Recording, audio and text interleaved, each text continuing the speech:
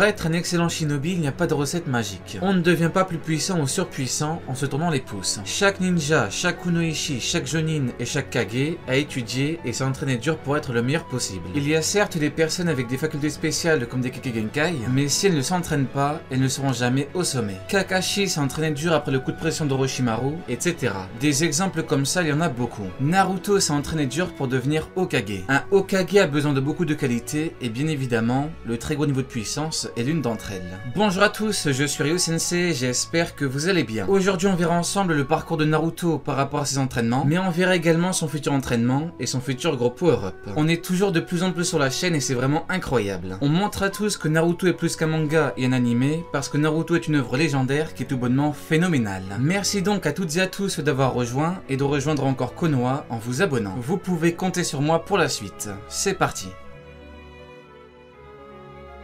Dans les shonen en général, l'entraînement c'est vraiment quelque chose d'essentiel. Que ce soit dans les années 80, 90, 2000 et même 2010, dans tous les shonen, le protagoniste s'est entraîné pour gagner en puissance. L'entraînement c'est quelque chose d'important parce que c'est lié à une valeur de base, le surpassement de soi. Naruto s'est entraîné dur et il s'est entraîné dur pour se surpasser et devenir meilleur. Que ce soit dans les mangas et animés de l'ancienne et nouvelle génération, le surpassement de soi via l'entraînement c'est resté. L'évolution de Naruto s'est faite au fil du temps. Pendant ce temps il s'est entraîné et il a combattu. Il s'est entraîné pour être plus puissant que certains shinobi et pour atteindre le niveau d'autres shinobi encore plus puissants pour les surpasser. Parfois le protagoniste reçoit une puissance plus ou moins significative sans entraînement. Par contre, il faut que cela soit bien fait, il ne faut pas que cela arrive pendant l'ascension. Les questions qui se posent alors sont: qu'en est-il de Naruto et est-ce que Masashi Kishimoto a maîtrisé son œuvre? Je vais donc analyser ses différents entraînements et ses différents power-up avant de passer à son prochain entraînement et son prochain gros power-up.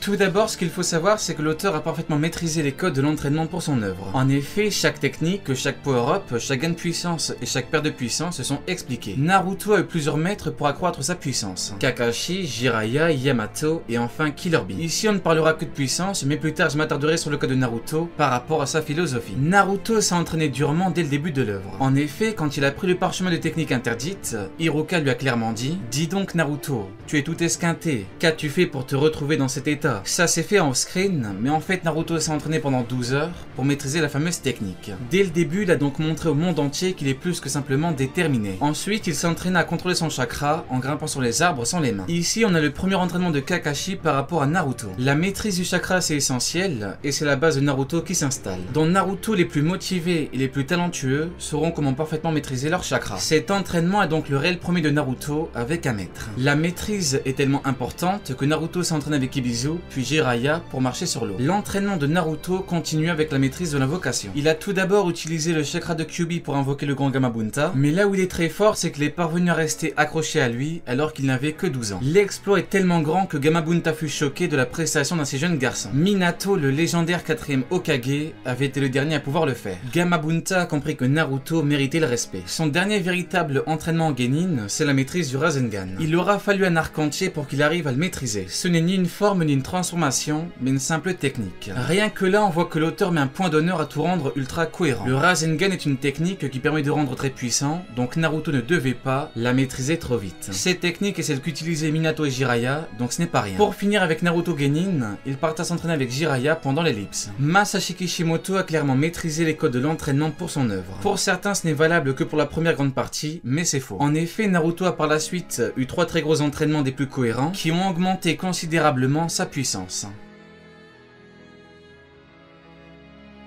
Le premier est l'entraînement pour avoir une technique surpuissante, le Rasen Shuriken. Pour avoir ce gain de puissance, il aura fallu un très gros entraînement et une volonté de faire. Le Rasen Shuriken n'est pas une technique comme les autres parce qu'elle peut mettre KO en un coup. En un seul coup. Kakuzu, qui est pourtant un immense shinobi, était bloqué. Même Tsunade fut choqué par les caractéristiques très particulières de la technique. Naruto a dû passer 2 jours entiers à couper une simple feuille en 2. Ensuite, il a dû séparer en 2 une immense cascade d'eau avec du chakra futon, tout en sachant que le travail était quasiment impossible à cause de la pression de l'eau et du poids de l'eau. C'est grâce à Kakashi qu'il associera le Rasengan avec la nature du chakra futon, ce que son maître Minato comptait faire avant sa mort. L'auteur nous a encore une fois montré qu'il maîtrisait parfaitement l'entraînement. Son deuxième grand entraînement et le mode ermite au mont Myoboku. Cet entraînement a marqué un véritable tournant par rapport au niveau de Naruto. Cet entraînement n'est pas classique parce que Naruto risquait sa propre vie. Il aurait clairement pu finir en pierre, mais il a tenu bon jusqu'au bout. La persévérance était la clé et Naruto est quelqu'un de très persévérant. À la fin de ses journées, il était plein de bleu, mais il a tenu bon. Naruto est incroyable. Il est resté une semaine sans bouger le moindre muscle, absolument rien.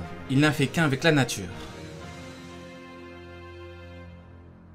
Ce qui est vraiment intéressant, c'est qu'après analyse, on remarque que l'auteur fait toujours d'une pierre deux coups. Il entraîne Naruto, et il en dit plus sur le monde Shinobi et ses différents mécanismes. Son dernier gros entraînement était avec Killer Bee. Petit aparté, Killer Bee est vraiment exceptionnel en tout point. Fin de l'aparté. L'entraînement a permis à Naruto de maîtriser et de contrôler le chakra de Kyuubi. Grâce à Bee et à Kushina, il a dévoilé une toute nouvelle forme. Lorsque Naruto s'entraîna pour créer un bijou d'Ama, Killer Bee lui proposa d'arrêter et de se reposer. Il avait vu que les mains de Naruto étaient littéralement brûlées par le chakra, mais c'est mal connaître Naruto. La douleur était certes atroce, mais Naruto n'arrêta pas. Encore une fois, il a montré une très grande persévérance et un mental d'acier. Voilà donc les 3 gros entraînements de Naruto dans l'œuvre, parce qu'ensuite, il se liera d'amitié avec Kyuubi. Nombreux ont tenté de maîtriser la puissance de Kyuubi qui avait perdu foi en l'humanité. Hashirama l'avait géré avec le Mokuton, Madara l'avait hypnotisé et Obito l'avait également hypnotisé. Cependant, ces 3-là n'ont pas bénéficié de la puissance pure de celui qui se nomme Kurama. Naruto, lui, a obtenu sa pleine puissance. Le chemin était long, mais il y est parvenu. En prononçant des mots très forts, Naruto fera comprendre à Kurama qu'il peut lui faire confiance. Ce qu'il faut noter, c'est que les entraînements ont toujours été cohérents dans l'œuvre. L'évolution de Naruto est une évolution que je considère comme étant parfaite. Tout a parfaitement été géré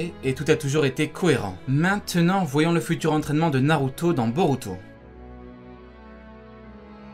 Il faut savoir que Naruto n'a plus de temps libre pour bien s'exercer. Kurama dit qu'il devait combattre et s'entraîner parce que sinon son niveau allait régresser. Du coup on en revient à ce que j'ai affirmé plus tôt, c'est-à-dire que l'entraînement est très important. Sans entraînement on ne progresse pas et on perd en puissance. L'exemple est donc parfait parce que Naruto a perdu en puissance. Il a certes eu des combats mais il a perdu en puissance et très récemment il en a perdu énormément. Il se retrouve donc dans une situation très compliquée parce qu'il doit s'entraîner. C'est désormais une obligation pour le 7e Hokage.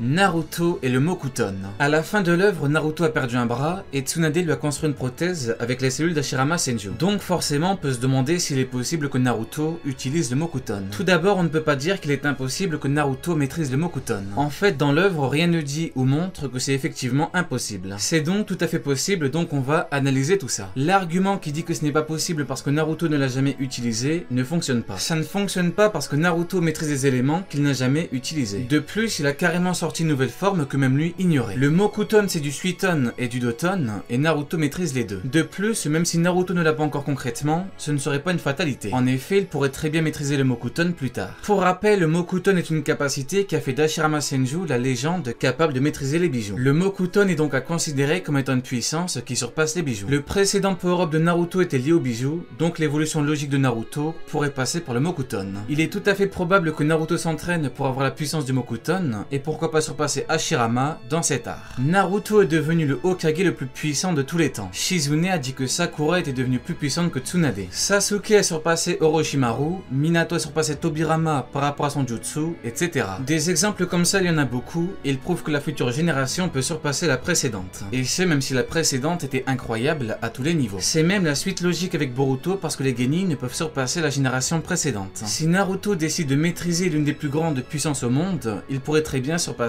Hashirama. Donc oui, s'il le veut, il le peut. Le Mokuton est une transformation de la nature de 2 chakras élémentaires et Naruto a un très très haut niveau. Après avoir eu le Senjutsu des 6 chemins, Naruto a eu les 5 chakras élémentaires, le Yin et le Yang. Avec les différents bijoux, il peut utiliser tout type de Kekkei Genkai, comme le Yoton de Goku par exemple. Donc Naruto peut s'entraîner pour parfaitement maîtriser le Mokuton.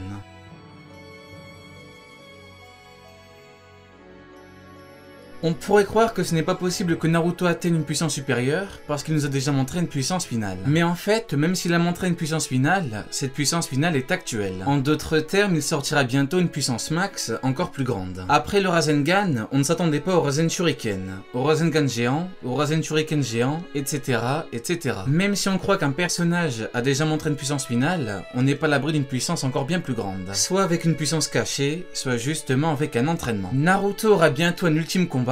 Il faut qu'il atteigne une puissance supérieure pour assumer ce combat. C'est vraiment là que Naruto atteindra sa véritable puissance finale. Que ce soit avec le Mokuton ou non. ou avec les autres bijoux ou non, préparez-vous parce que le grand final de Naruto Uzumaki arrive à grands pas. Allez, Diane, tu n'auras pas regardé ma vidéo pour rien.